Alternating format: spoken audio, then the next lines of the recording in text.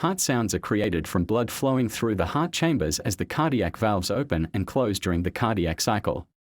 Vibrations of these structures from the blood flow create audible sounds. The more turbulent the blood flow, the more vibrations that get created.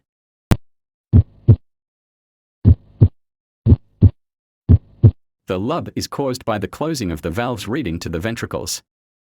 The dub is caused by the closing of the valves leading out of the heart.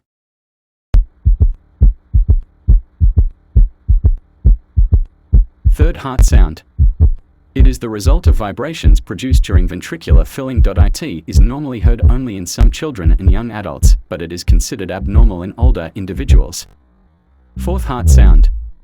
It is caused by the recoil of vibrations between the atria and ventricles following atrial contraction at the end of diastole. It is rarely heard as a normal heart sound. Usually it is considered indicative of further cardiac evaluation.